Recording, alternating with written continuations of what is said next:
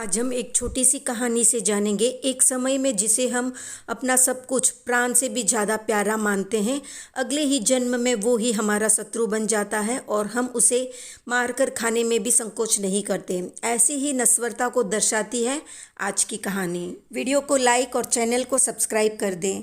नगर का राजा कीर्तिधर अपनी पत्नी सहदेवी और बेटा सुकौशल के साथ चैन की जिंदगी जी रहा था।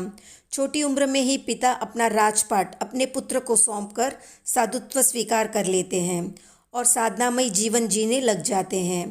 बेटा कुशलतापूर्वक राज्य संचालन में लग जाता है और एक योग्य राजा के रूप में नाम कमाता है।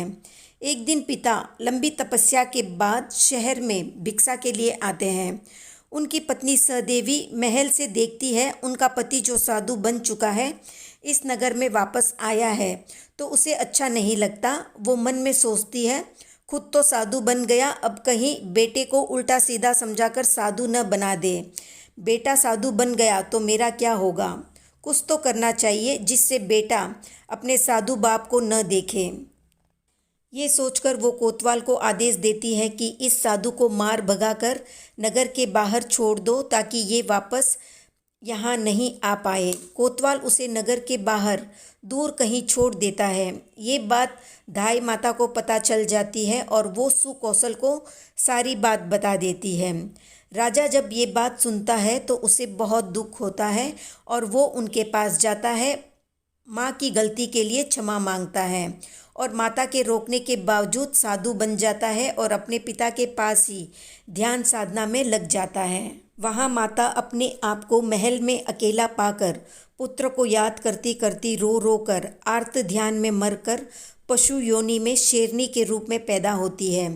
वहाँ पिता पुत्र वन की गुफा में ध्यान साधना या तपस्या करने का मन बनाते हैं। लंबी तपस्या के बाद वे गुफा से बाहर निकलते हैं भिक्षार्थ जाने के लिए।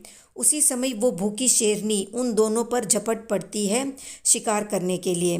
पिता को बचाने के लिए पुत्र आगे आ जाता है और वो शेरनी पुत्र का मांस नोच नोच कर खाती है।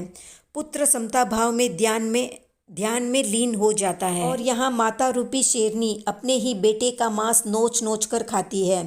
समता भाव से सहने के कारण मुनि को वहीं पर कैवल्य ज्ञान उत्पन्न हो जाता है और शेरनी रक्त का लाल रंग देखते देखते अपने पूर्व जन्म को देखने लग जाती है। उसे जाति स्मरण ज्ञान होता है और पूर्व जन्म सामने दिखने लगता है। उसे याद आता है कि कैसे पुत्र मोह में रो रो कर उसने प्राण छोड़े और अब उसी पुत्र का मांस नोच नोच कर खा रही है। कैसी है ये संसार की लीला। इस तरह के चिंतन विचार कर शेरनी वहीं पर आमरण अनशन कर लेती है। खाना पीना सब बंद कर देती है और मरकर 8वें स्वर्ग में उत्पन्न होती है। तो इस तरह से मनुष्य जन्म को तो बिगाड़ा पर पशु जन्म से अपनी गति सुधार देती है। तो ऐसे अनेकों संबंध बना चुके हैं हम और आगे अनेकों संबंध बनाएंगे। जिस एक संबंध को हम आज तक नहीं बना पाए हैं वो है मुक्ति से संबंध।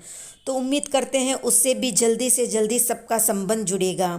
वीडियो पसंद आया तो लाइक शेयर सब्सक्राइब कर दें।